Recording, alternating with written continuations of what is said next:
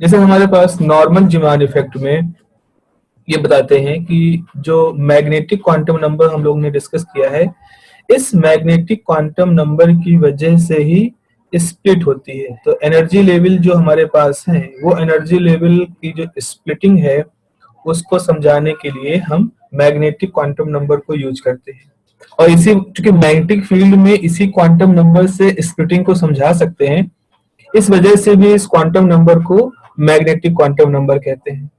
और वहां पर हम लोगों ने एक मैग्नेटिक एनर्जी का एक्सप्रेशन निकाला था, मैग्नेटिक एनर्जी, और वो था E B by 2m quantum number h cross. ये जो पूरा फैक्टर है, ये जो पूरा फैक्टर होता है, इसको वहां पर हमने कहा था कि भाई ये ओमेगा एल है, जिसको कि हम लार्मर फ्रीक्वेंसी कहेंगे, और इसका डेरिवेशन वहां नहीं किया था, तो आज हमें इसका डेरिवेशन करना होगा कि कैसे डिराइव होता है ये। Okay, so let's start the derivation of Larmor frequency. कि how we may calculate the value of Larmor frequency. देखो, लार्मर फ्रिक्वेंसी के लिए एक जो कॉन्सेप्ट है हमारे पास पुराना, और वो कॉन्सेप्ट है मैग्नेटिक मोमेंट का। मैग्नेटिक मोमेंट का कॉन्सेप्ट ये कहता है कि अगर हमारे पास कोई करंट लूप है, सपोज सर्कुलर करंट लूप है जिसका एरिया ए है, और इसमें अगर करंट फ्लो कर रही है आई, तो यहाँ पर इसके पास एक मैग्नेटिक मोमेंट होगा, mu is equal to I time A, magnitude of current multiplied by the area. एक रिलेशन जो और हमारे पास है एटॉमिक केस में, कि ये जो एटॉमिक मैग्नेटिक मोमेंट होता है ये एंगुलर मोमेंटम के साथ जुड़ा हुआ है, और यहाँ पर एक फैक्टर होता है इन दोनों के बीच में -e/2m। अब खास बात यहाँ पर क्या है कि ये जो फैक्टर है, इसमें जो माइनस साइन है वो ये शो कर रहा है कि direction of magnetic moment and direction of angular momentum are opposite to each other. तो अगर एक डायग्राम बनाए, मान लो ये हमारा करंट लूप है, इसमें सपोज अपवर्ड डायरेक्शन है हमारे पास एंगुलर मोमेंटम की, ऑर्बिटल एंगुलर मोमेंटम की, तो जो डाउनवर्ड डायरेक्शन होगी it will be the direction of the corresponding orbital magnetic moment, opposite होंगे एक दूसरे के, तो ये अपोजिट नेचर हमेशा रहेगा। दूसरा एक चीज और पढ़ी है पिछले ही क्लास में, that is about the space quantization. Space quantization में एक कंडीशन ये पड़ा है कि अगर हमारे पास एक जेड एक्सिस मान ले, जो हमें हमेशा मानना पड़ेगा to preserve the uncertainty principle and Schrodinger theory, इन सब की लिमिटेशंस वो पिछले क्लास की है डिस्कशन में, तो हम वहां पर एक एल बना सकते हैं, और एल और जेड के बीच में एक एंगल होगा, मोस्ट प्रोबेबल हमेशा एक एंगल रहेगा। ये जो एंगल है इनकी वैल्यू क्या होगी, वो कोई भी वैल्यू नहीं रह सकते, उनकी कुछ डेफिनेट वैल्यू होगी, कुछ पॉसिबल वैल्यूज होती हैं, और इन डेफिनेट पॉसिबल वैल्यूज को ही हम स्पेस क्वांटाइजेशन के रूल से बताते हैं। जैसे पिछले फॉर्मूले में, पिछले लेक्चर में देखा था कि अगर हम ऑर्बिटल एंगुलर मोमेंटम दो ले लेते हैं, तो हमारे पास कॉस थीटा का एक टर्म आया था, उसकी यहाँ पर 5 वैल्यू आई थी, एक l+2 के लिए, एक +1 के लिए, 0 के लिए, +1, -1 और -2 के लिए। तो हमारे पास ऑलरेडी एक कॉन्सेप्ट है, और वो कॉन्सेप्ट कहता है कि जो एंगुलर मोमेंटम होता है वो जेड के एक्सिस के अलोंग एक थीटा एंगल पर ओरिएंट होता है। अच्छा, एल जो है, ऊपर का डायग्राम देखो, जो एल है it is always perpendicular to the circular orbit. तो इसी कॉन्सेप्ट को अगर हम यहाँ पे बनाए दूसरे डायग्राम में, इसे यहाँ बनाए,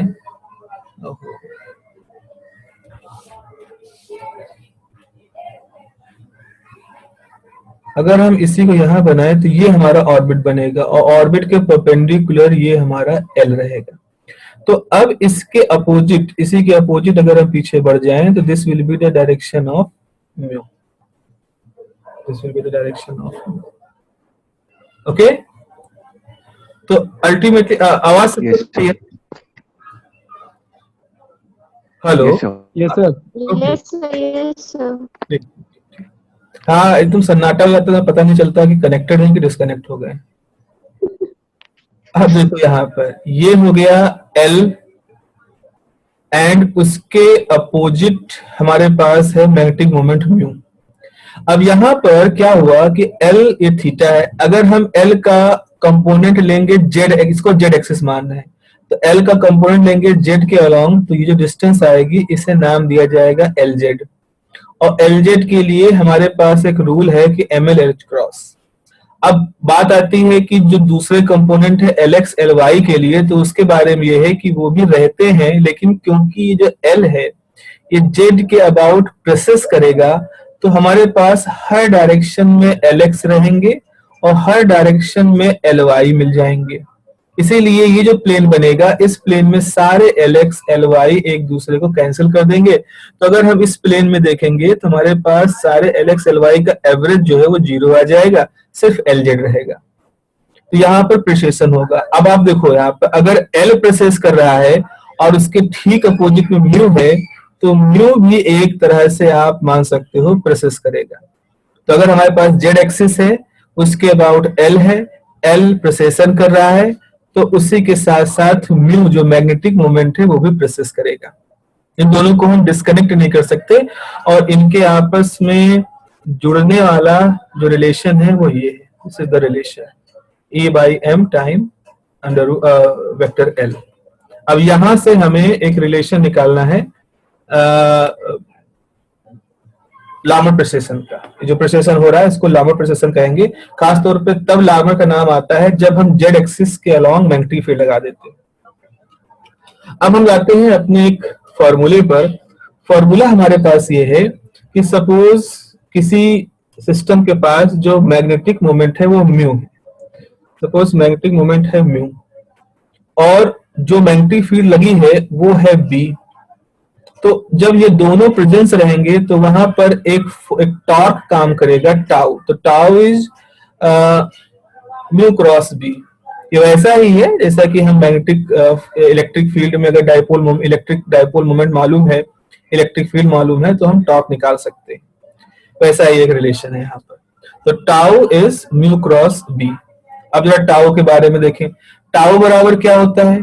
dl by dt, rate of change of angular momentum is moment of inertia. और हमारे पास एक रिलेशन और है कि mu is nothing but e by 2m the angular momentum. सबको रख दे यहाँ पर। तो dl by dt that is tau is e by 2m vector l cross b। यानी अब देखो यहाँ पर, अब यहां से हमें फिजिकली इसको समझना है कि जो rate of change of angular momentum होता है, this rate of change of angular momentum is perpendicular to both L and B। Vector rule यही है कि अगर हमारे पास तीन वेक्टर हैं इस तरह से, तो B क्रॉस C अगर A के अलोंग है, इसका मतलब A, B और C दोनों के परपेंडिकुलर होगा।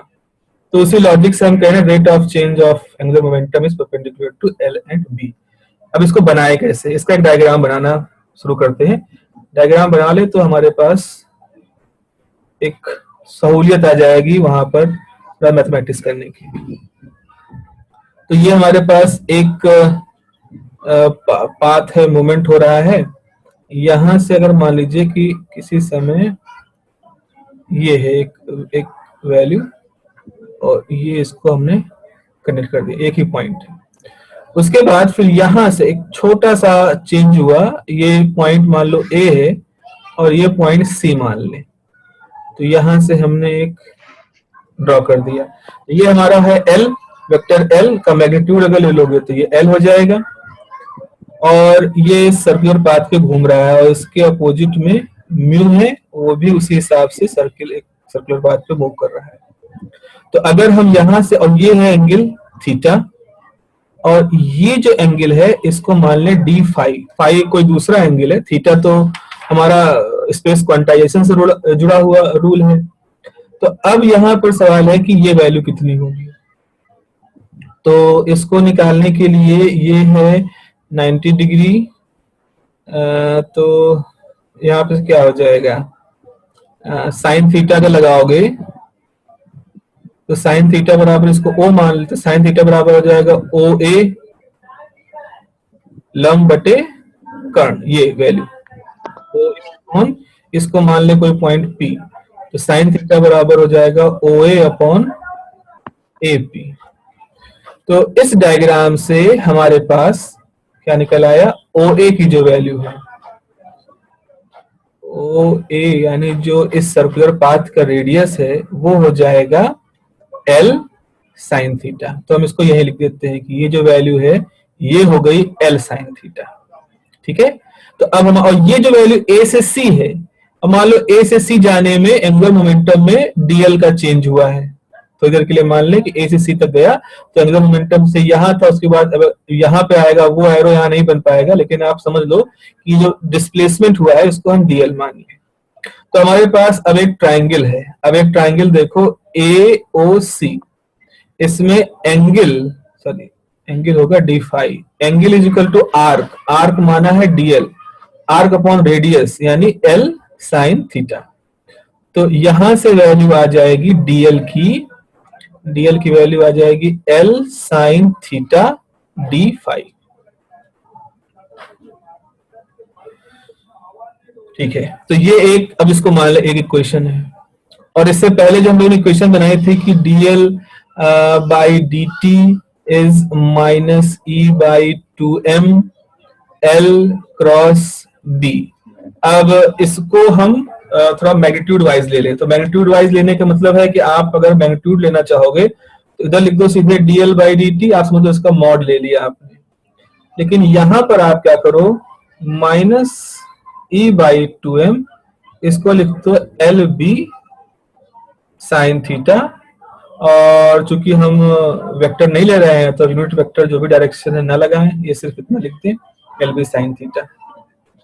इसके लिए इसको जो है ए क्रॉस बी से ओपन करेंगे, तो यहां से हमारे पास क्या आ गया, dl बराबर e by 2m L B sine theta, इसको मान लो इनटू डी टी, ये टी क्रॉस मल्टीप्लाई हो गया।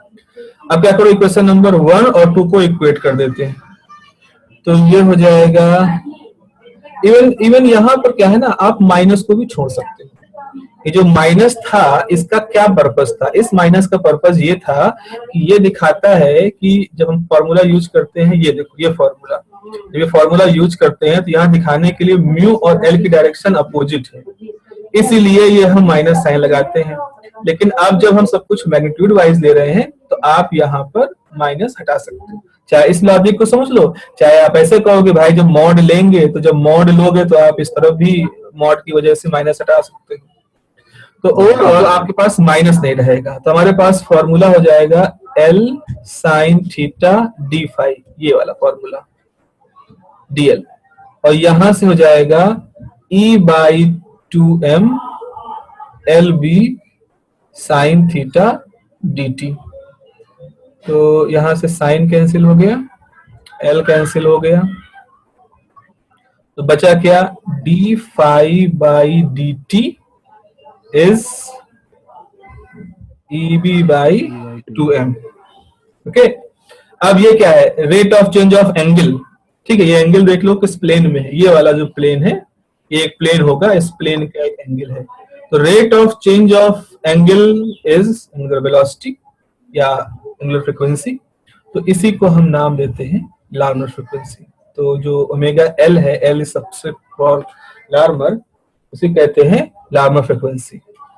ओके, ये है डेरिवेशन लार्मर फ्रीक्वेंसी का, ई बी बाई 2m, जिसको हमने पिछले लेक्चर में यूज किया था जब हम नॉर्मल जीमान इफेक्ट समझ रहे थे। ठीक है प्यारो, समझ रहे हो? क्या हुआ सर? Yes sir. डाउन हो गई तुम्हारी?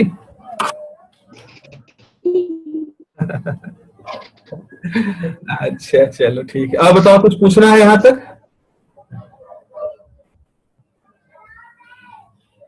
हेलो?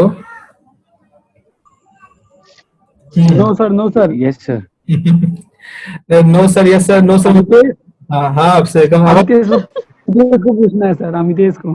हाँ हाँ भाई, किरण जुड़ गई?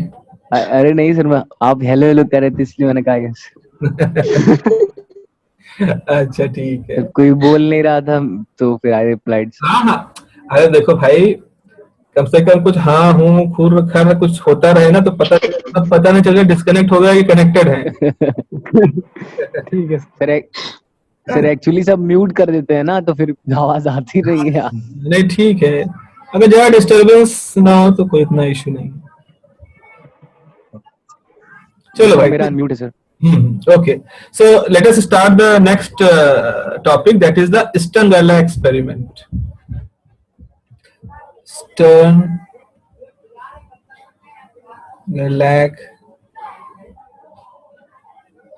experiment.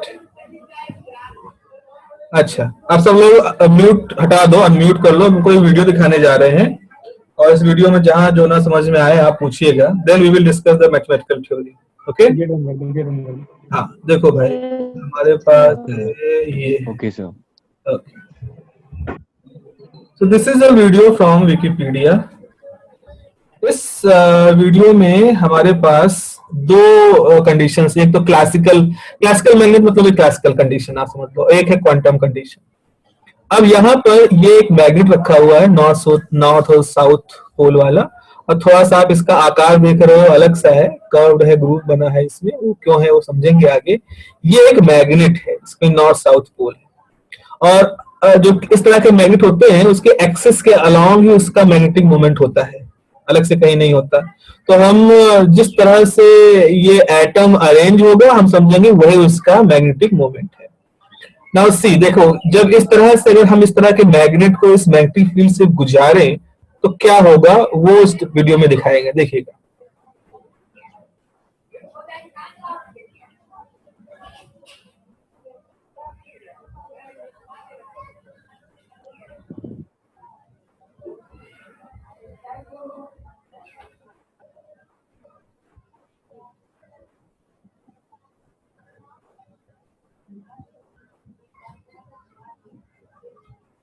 ओके, यहाँ पर ये दिखा रहे हैं कि जब हम अपने मैग्नेट को एक मैग्नेटिक फील्ड से गुजारेंगे तो जो मैग्नेट की अपनी मैग्नेटिक फील्ड है और जो बाहर से मैग्नेट की मैग्नेटिक फील्ड, दोनों इंटरेक्ट करेंगे। उस इंटरेक्ट की वजह से वो चुंबक जो बाहर मैग्नेट भेजा है हमने, वो अपनी जगह पे पोजीशन फिक्स नहीं रखेगा, वो कुछ ना कुछ डिफ्लेक्ट करेगा उस इंटरेक्शन की वजह से। अब ये डिफ्लेक्शन किसी डायरेक्शन में हो जरूरी नहीं है, कई सारी डायरेक्शंस पॉसिबल है। तो जितने एरो दिखा रहे हैं ये बता रहे हैं कि आप जब भेजोगे इस तरह के बहुत सारे मैग्नेट, तो कोई ना कोई मैग्नेट किसी न किसी डायरेक्शन में अपने आप को अरेंज कर ही रहेगा, तो हमारे पास अब कंटिन्यूटी दिखेगी। तो कंटिन्यूटी का मतलब होगा बैंड स्ट्रक्चर दिखेगा। Okay, now we get the quantum picture. मान लो ये एक इलेक्ट्रॉन है जिसका अपना कुछ स्पिन है।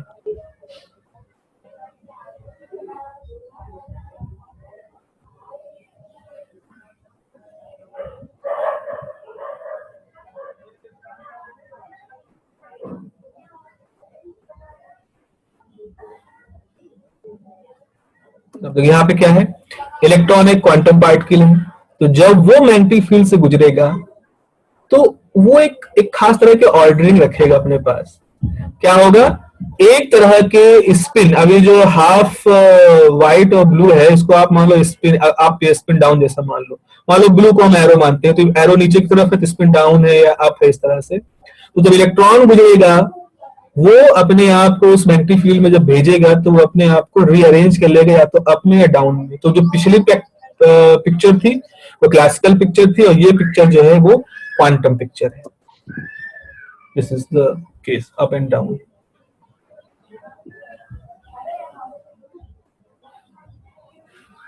Okay, so this was the actual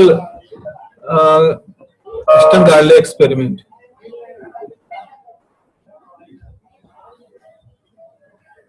Okay, now see the another video. This is also very informative. अच्छा देखो, अगर मैं साउंड ऑफ ऑन करूं तो आप इसकी आवाज सुन पा रहे हो, मुझे बताइएगा। एक्सपेरिमेंट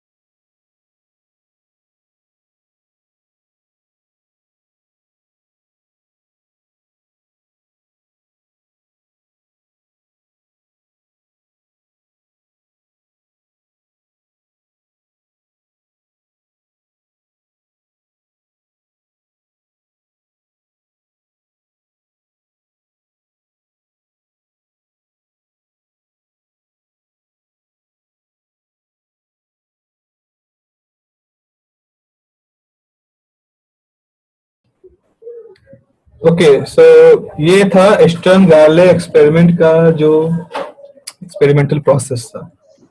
ओके, सो लेकिन अब देखो हुआ क्या था कि we have two type of quantum theory. एक होती है ओल्ड क्वांटम थ्योरी और एक है न्यू क्वांटम थ्योरी।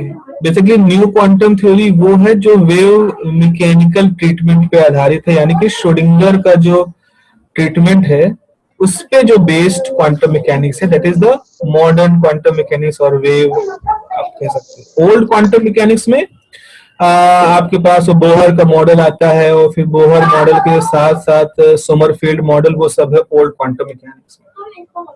अब यहाँ पे सबसे खास बात क्या है, हिस्टोरिकली थोड़ा देखना जरूरी है क्योंकि एक बड़ा फ्लॉ है। जब हम थोड़ा और डीप में जाओगे स्टर्न गार्ले में तो एक फ्लॉ समझ में आएगा, बड़ा कंफ्यूजिंग है कि स्टर्न गार्ले एक्सपेरिमेंट जो था वो 1922 में परफॉर्म किया गया था और उस समय तक इलेक्ट्रॉन के स्पिन होती है ऐसी कहीं दुनिया में कोई चर्चा नहीं थी। स्पिन के बारे में कोई जानता ही नहीं था, मतलब spin was out of focus from the physics community. अब ऐसा समझ लो कि जब 1922 में किसी को स्पिन मालूम ही नहीं था, स्पिन कॉन्सेप्ट ही नहीं एग्जिस्ट कर रहा था लोगों के लिए, तो 1922 में होने वाला स्टर्न गार्ले एक्सपेरिमेंट कैसे स्पिन को कंफर्म कर सकता है? भाई एक्सपेरिमेंट तो तब होते हैं जब कुछ हमारे पास थ्योरेटिकल फॉर्मुलेशन हो और उसे कंफर्म करना चाहें या रिकन्फर्म करना चाहें। बट अगर कोई आइडिया जो है ही नहीं एग्जिस्टेंस में, how it can at random gives you a spin, what is spin? अब अगर एकदम से रैंडमली कहोगे तो लोग पहले कहेंगे भाई स्पिन है क्या and why it is relevant to us, कहां से स्पिन आ गया? तो 1922 में जब स्टर्न गार्ले एक्सपेरिमेंट हुआ तब स्पिन की बात नहीं थी। लेकिन आप देखते हो जो वीडियोस हैं चाहे बुक है, आज बिना स्पिन कोई स्टर्न गार्ले एक्सपेरिमेंट बताता ही नहीं, समझाता ही नहीं। So it is very important to know कि ये एक बड़ा ही ट्रिकी पॉइंट है। ये एक ऐसा ट्रिकी पॉइंट है जो मतलब बहुत ही माइन्यूट तरीके से लोगों ने उसको स्विच कर दिया है, वो पूरी डिस्कशन ही गायब कर दी है कि ये कैसे हो गया, 1922 में कहां से स्पिन आ गया। अब स्पिन का जो कॉन्सेप्ट है जो पहली बार जो हम पढ़ते हैं वो 1925 में पहली बार पाउली ने स्पिन के बारे में बात की थी। उन्होंने कहा था, इवन 1922 के पहले थोड़ा सा पहले कॉम्पटन इफेक्ट को डिस्कवर किए थे, उन्होंने एक बार स्पिन की बात जस्ट ऐसे कैजुअली की थी। लेकिन 1925 में पाउली थोड़ा सीरियसली इसको डिस्कस किया था। इवन 1926 में ऑनब्लेच और गॉडस्मिथ, दो उस समय के स्टूडेंट थे लेडन यूनिवर्सिटी में, आई थिंक वो फर्स्ट के थे, उन्होंने पहला पेपर पब्लिश किया था नेचर में। तो नेचर में आप दुनिया के सामने पेपर के फॉर्म में 1925 में आया था स्पिन कॉन्सेप्ट। उससे पहले डिस्कशन में पाउली ने था। तो ये कॉन्सेप्ट 1926 में लोगों को पहली बार इंट्रोड्यूस किया गया और जो प्रयोग हुआ था स्टर्न गार्ले वो हुआ था 1922 में। इवन इस स्पिन कॉन्सेप्ट के आने के बाद 1927 में दो फिजिसिस्ट थे फिलिप एंड टेलर, उन्होंने हाइड्रोजन एटम के साथ यही एक्सपेरिमेंट रिकन्फर्म किया था। तो स्टर्न गार्ले ने वो एक्सपेरिमेंट किया था जब स्पिन कॉन्सेप्ट दुनिया में नहीं था, और स्पिन कॉन्सेप्ट के आने के बाद टेलर और फिलिप ने इस एक्सपेरिमेंट को फिर से किया था हाइड्रोजन के साथ। तो और उसमें वही चीज, रिजल्ट दोनों के एक ही थे। अब जरा समझते हैं क्या है भाई स्टर्न गार्ले एक्सपेरिमेंट को क्यों इतना सक्सेसफुल मानते हो, क्यों हम बड़े आराम से इसको आज की डेट में स्पिन के साथ जोड़ रहे हैं बिना ये सारे टेक्निकल पॉइंट को डिस्कस किए। तो बेसिकली स्पिन के कॉन्सेप्ट के बिना ये एक्सपेरिमेंट क्यों किया गया था? तो ये इस एक्सपेरिमेंट जो था वो किया गया था स्पेस क्वांटाइजेशन को कंफर्म करने के लिए। The main motto of this experiment was to confirm the space quantization, क्योंकि 1920 के करीब सोमरफील्ड की थ्योरी आ चुकी थी और सोमरफील्ड ने अपनी थ्योरी में सबसे पहली बार एंगुलर मोमेंटम के क्वांटाइजेशन को बताया था थ्योरी के थ्रू। तो इस समय लोगों के पास था मोटिवेशन कि सोमरफील्ड की थ्योरी को हम लोग चेक करें। ये वो समय है जब क्वांटम नंबर हमारे पास नहीं थे। सोमरफील्ड ने पहली बार एजीमुथल क्वांटम नंबर के बारे में बात कही थी। नेगेटिव क्वांटम नंबर भी उस समय पूरी तरह से डेवलप नहीं हुआ था। तो सोमरफील्ड की एक बड़ी हॉट प्रॉपर्टी थी उस समय की थ्योरी कि कैसे इसको कंफर्म किया जाए। उसी थ्योरी में सोमरफील्ड ने ही कहा था अपनी थ्योरी को डेवलप करते समय कि अगर हम सिल्वर एटम को किसी तरह से एक ऐसी जगह से भेजें जहां मैग्नेटिक फील्ड किसी जेड डायरेक्शन के अलॉन्ग मान लो चेंज हो रही है, यानी अगर मैग्नेटिक फील्ड जेड के साथ चेंज हो रही है और वहां सिल्वर एटम को भेजें, तो हम पाएंगे कि सिल्वर एटम या तो परपेंडिकुलर डायरेक्शन में आ जाएगा या पैरेलल डायरेक्शन में आ जाएगा। ये सोमरफील्ड की थ्योरी थी ओल्ड क्वांटम मैकेनिक्स में। तो सोमरफील्ड ने बिना उस समय स्पिन कॉन्सेप्ट डाले उन्होंने बताया अगर सिल्वर एटम को मैग्नेटिक फील्ड से गुजारे, एक ऐसी मैग्नेटिक फील्ड जो होमोजीनियस ना हो, तो वहां पर अलाइनमेंट होगा पैरेलल और परपेंडिकुलर डायरेक्शन में। ये उनका एक प्रेडिक्शन था। इसी प्रेडिक्शन को कंफर्म करने के लिए स्टर्न ने प्रयोग किया था और गार्ले उनके असिस्टेंट थे। उस समय तक स्टर्न एक फिजिकल केमिस्ट्री के बड़े जानकार थे और मॉलिक्यूलर बीम को बनाने में वो दुनिया के सबसे अच्छे एक्सपर्ट्स में गिने जाने लगे थे। He was a young at that time, born के स्टूडेंट रहे थे, पीएचडी कंप्लीट की थी। तो उन्होंने इसी प्रोसेस में सिल्वर एटम को वेपोराइज करना सीख लिया था, उसको बीम के फॉर्म में कन्वर्ट करना सीख लिया था। थे केमिस्ट्री के, लेकिन जैसे ही सिल्वर एटम को वेपोराइज करने की कला इनको आ गई तो उन्होंने सोचा कि चलो सोमरफील्ड के कॉन्सेप्ट को हम रिकन्फर्म करते हैं। तो रिकन्फर्म करने के लिए जो थ्योरी उन्होंने डेवलप की, थ्योरी थोड़ी बहुत हम लोग को मालूम है। हमें मालूम है कि जो मैग्नेटिक फील्ड में जो मैग्नेटिक एनर्जी होती है यूएम, या मैग्नेटिक एनर्जी की जो वैल्यू है उसको हम लोग ऑलरेडी जानते हैं, पिछले के कॉन्सेप्ट में हम लोग निकाल चुके हैं। और फिर हमारे पास ये भी है कि अगर कहीं फोर्स अगर आपको निकालना हो तो फोर्स जो होता है वो निगेटिव ग्रेडियंट ऑफ इस पोटेंशियल के होता है। तो हमें ये पोटेंशियल एनर्जी मालूम है, मैग्नेटिक एनर्जी जो पोटेंशियल एनर्जी के फॉर्म में है और उसका निगेटिव ग्रेडियंट फोर्स होता है, ये भी मालूम है हमारे पास। ठीक है, तो अब यहाँ पर यू जो है वो तो म्यू क्रॉस बी होगा, इवन म्यू भी होगा dot minus mu dot B, sorry ये स्केलर क्वांटिटी होगी तो डॉट प्रोडक्ट होता है। तो इन्हें दो को हम एक साथ रखें तो हमारे पास ऑलरेडी क्या है कि mu is minus sorry U is sorry magnetic energy U is minus mu time B and the corresponding force is minus del um. Negative gradient of the potential is the force. अब ऐसा करते हैं हर चीज हम along z axis ले लें, z axis के along। तो z एक्सिस के along लेने का मतलब आप fz लिख दो, यहाँ लिख दो del बाई del z, और यहाँ पे अगर आप लोगे जैसे कि सपोज ये है हमारी मैग्नेटिक फील्ड और उसके साथ है ये म्यू, तो म्यू का जो कंपोनेंट इसके अलॉन्ग होगा उसको कहेंगे म्यू जेड, और अगर मैग्नेटिक फील्ड जेड के अलॉन्ग तो कहते हैं बी जेड, और दोनों आपस में जीरो एंगल पे है तो कॉस हो जाएगा 1। तो यहाँ पर हो जाएगा म्यू जेड बी जेड। इसको म्यू डॉट बी को अगर हम जेड कंपोनेंट केवल ले लें तो म्यू जेड बी जेड हो जाएगा। मैग्नेटिक फील्ड इनहोमोजीनियस है तो क्या हो जाएगा, mu Z is del B Z by del Z. तो ये हमारे पास एक वैल्यू आ गई। तो जो फोर्स आ गया वो इस तरह से है। एक और कॉन्सेप्ट हमारे पास क्या है कि vector mu is minus E by 2m L Z L. तो अगर हम इसका कंपोनेंट ले लें तो म्यू जेड बराबर हो जाएगा ई बाई 2m एल जेड। सिर्फ जेड कंपोनेंट ले रहे हैं।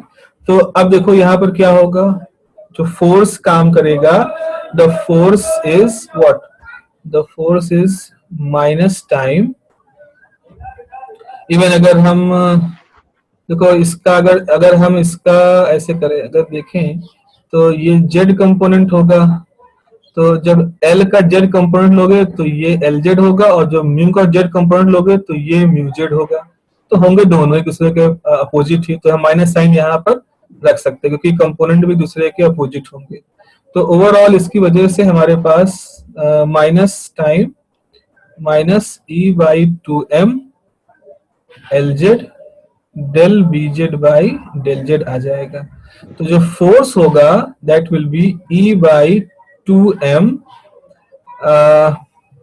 Del B Z by del Z, ये एक साथ लिख दे, और एल जेड एक तरफ।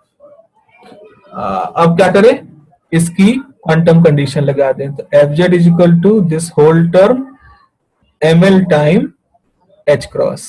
h क्रॉस इसी में चला जाएगा, तो ब्रैकेट के अंदर हो गया E h क्रॉस 2m, ये किसके बराबर हो जाता है, ओमेगा l, और हो जाएगा del bz by del z, और आ गया ml। यहां पर हमारे पास एक कॉन्सेप्ट आ गया कि जो फोर्स काम करेगा, दिस फोर्स इज, ये तो कुछ कांस्टेंट जैसे हैं, it directly depends upon ml, magnetic quantum number. तो अब सारा खेल मैग्नेटिक क्वांटम नंबर, और मैग्नेटिक क्वांटम नंबर किस पे डिपेंड कर रहा है, L पर। तो अगर L की वैल्यू मालूम है तो ml की वैल्यू -L से लेकर 0 को कंसीडर करते हुए +L तक जाती है। तो अगर हमारे पास L 1 है तो ml की कितनी वैल्यू हो जाएंगी, ml की वैल्यू हो जाएगी 1, 0 और -1। अब अगर हम यहां रख दें, इस जगह पर रख दें वो वैल्यू, तो एक बार fz निकलेगा जब ml की वैल्यू आपने 1 ली है। फिर एक और फोर्स निकलेगा जब आपने ml की वैल्यू 0 रखी, असल में ये 0 आ जाएगा, देखो इसमें अगर ये 0 रख दोगे तो fz 0 हो जाएगा। और तीसरा होगा जब fz की वैल्यू, जब l की वैल्यू -1 कर दोगे, ml की वैल्यू -1 कर दोगे। तो इसीलिए मैग्नेटिक फील्ड को इनहोमोजीनियस इसीलिए किया गया था। अगर ये होमोजीनियस होती मैग्नेटिक फील्ड तो ये पूरा टर्म 0 होता, तो हमारा हर हाल में fz 0 होता, चाहे हम ml की वैल्यू कुछ भी रखें। बहुत ही टैक्टफुली ये पूरा बनाया गया था। अब देखो, अगर हम मान लें कि हमारे पास ये एक मैग्नेट है, यहाँ इस तरह से एक इनहोमोजीनियस मैग्नेटिक फील्ड है, और हमने एक बीम भेजी। इस बीम में 3 कंडीशन है। एक, जब मैग्नेटिक फील्ड ml मान लो +1 को बिलोंग कर रही है, एक जब वो ml 0 को बिलोंग कर रही है, और एक तब जब ml -1 को बिलोंग कर रही है। तो जब ये सब जाएंगे इसके अंदर, इस जिसके लिए ml 1 है उसके लिए एक फोर्स काम करेगा fz, जो m0 है उसके लिए कोई फोर्स काम नहीं करेगा, और जो नीचे की तरफ है उसके दूसरा फोर्स काम करेगा। तो अल्टीमेटली यहाँ पर 3 तरह के बनेंगे अगर हम ऐसा कोई एलिमेंट ले जिसमें L की वैल्यू 1 हो। हाँ किरण, कुछ पूछ रही हो? हेलो,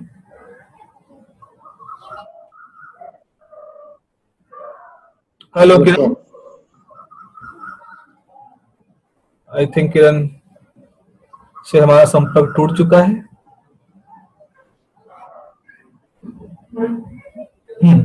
ठीक है, तो अब क्या होगा, अगर इनहोमोजीनियस मैग्नेटिक फील्ड हम ले लें, तो हम जब उसके अंदर इस तरह से कोई L = 1 वाली बीम भेजेंगे, तो धीरे धीरे हमारे पास उसमें 3 तरह के ट्रेस आएंगे। ये एक थ्योरी है। अब स्टर्न गार्लिन ने क्या किया था, सोमरफील्ड की थ्योरी को उन्हें जस्टिफाई करना था, तो उन्होंने सिल्वर एटम को बीम के फॉर्म में कन्वर्ट कर दिया। जैसा कि पिछला वीडियो देखा है कि सिल्वर एटम में क्या होता है कि 4 ऑर्बिट पूरे भरे होते हैं। जो 47th इलेक्ट्रॉन होता है वो 5s में होता है। 5s मतलब s का मतलब है कि L उसके लिए 0 है, तो L 0 है। अगर L 0 है तो ml की वैल्यू भी क्या होगी, 0 होगी। ठीक है, अगर L 0 है तो ml की वैल्यू भी 0 होगी। और उसके हिसाब से अगर हम फॉर्मूला देखें तो fz बराबर समथिंग इनटू जो ml है तो वहां 0 होगा, और उसके हिसाब से fz की वैल्यू 0 होगी। इसका मतलब सिल्वर एटम अगर इसके अंदर से गुजर जाए तो उस पर कोई फोर्स नहीं लगना चाहिए, क्योंकि उसके लिए L 0 है तो उसके लिए ml भी 0 होगा, और उसके लिए कोई भी ट्रेस नहीं आए, केवल एक ही ट्रेस बचेगा जहां वो